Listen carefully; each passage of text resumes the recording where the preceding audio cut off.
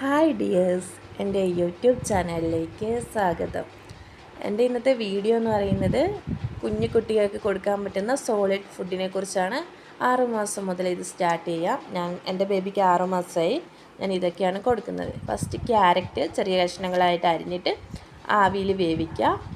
എന്നിട്ട് മിക്സിയുടെ ജാറിൽ അടിക്കുക. ഈ കൺസിസ്റ്റൻസിയൊക്കെ ഇതിലാണ് ഞാൻ അവന് കൊടുക്കുന്നത്. അവനത് കഴിക്കും കേട്ടോ. അല്ലെങ്കിൽ നമുക്ക് കൈ കൊണ്ടും നന്നായിട്ട് ഉടച്ചെടുക്കാം. പിന്നെ അടുത്തത് ഞാൻ ഇത് ഡെയിലി കൊടുക്കുന്നതാണ്.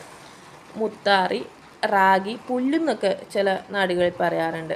ഇത് ഞാൻ കഴുകി ഉണക്കി പൊടിച്ച് വെച്ചിട്ടുണ്ട്. അപ്പോൾ എല്ലാ ദിവസവും കുറുക്കി 2 നേരം കൊടുക്കും.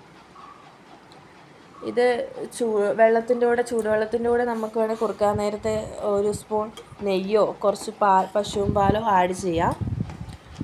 ഞാൻ പക്ഷേ ചൂടുവെള്ളത്തിൽ തന്നെയാണ് ആക്കുന്നത്. ഇത് ആഡ് ചെയ്യാറില്ല. കുറച്ച് കൽക്കണ്ട ഇടുന്നുണ്ട്. കൽക്കണ്ട ഇട്ടില്ലെങ്കിൽ ഇവൻ കുടിക്കൂല. എന്നിട്ട് ഇളക്കി നന്നായിട്ട് മിക്സാക്കി കഴിയുമ്പോൾ ജസ്റ്റ് ഇതിൻ്റെ പാകം എന്ന് പറയുന്ന ഒരു ബ്രൗൺ കളർ വരും തിളച്ച് കഴിയുമ്പോൾ. ഈ ഒരു കൺസിസ്റ്റൻസിയിലാണ് ഞാൻ കൊടുക്കുന്നത്. നല്ല കുറുക്കിയിട്ടാണ് കൊടുക്കുന്നത്. സ്റ്റാർട്ട് ചെയ്യുമ്പം ഇത്രയും കുറുക്കി കൊടുക്കണ്ട കേട്ടോ. ജസ്റ്റ് കുറച്ച് ലൂസാക്കി കൊടുത്താൽ മതി.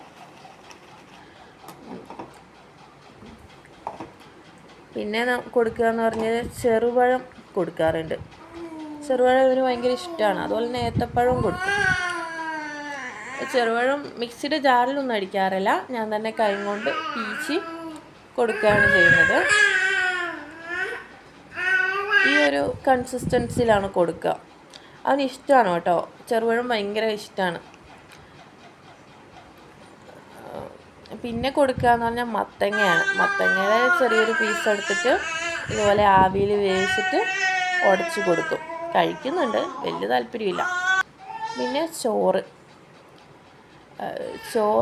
എന്ന് വെച്ചിട്ടുണ്ടെങ്കിൽ ഇതിൻ്റെ കൂടെ കുറച്ച് എണ്ണ ആഡ് ചെയ്തിട്ട്, പിന്നെ കുഞ്ഞു പിള്ളേർക്ക് ഉപ്പ് ഇടരുതെന്നാണ് പറയുന്നത്. എന്നാലും പക്ഷേ ഇവൻ ഉപ്പിടാതെ കഴിക്കില്ല. കുറച്ച് ഉപ്പും കൂടെ ആഡ് ചെയ്യും. എന്നിട്ട് ഇളക്കി കൈ കൊണ്ട് പീച്ചി കൊടുക്കുകയാണ് ചെയ്യുന്നത്. ജാറിൽ അടിക്കാറില്ല. കൈ കൊണ്ട് തന്നെ പീച്ചി കൊടുക്കുക ചെയ്യാം. ഈ ഒരു കൺസിസ്റ്റൻസിയിലാണ് കൊടുക്കുന്നത്. കഴിക്കുന്നുണ്ട്. പിന്നെ ഉരുളക്കിഴങ്ങ് കൊടുക്കാറുണ്ട് കേട്ടോ. ഉരുളക്കിഴങ്ങ് ഇതുപോലെ കഴുകി വൃത്തിയാക്കിയിട്ട് ആവിക്ക് വെക്കും. ആവിക്ക് വെച്ച് കഴിയുമ്പോൾ പിന്നെ ആവിക്ക് വെച്ചതിന് ശേഷമാണ് അത് വെന്ത് കഴിയുമ്പോഴാണ് ഇതിൻ്റെ തോല് പൊളിക്കുക. എന്നിട്ട് ഇത് ഉടച്ച് കൊടുക്കുവാൻ കഴിക്കുന്നുണ്ട്.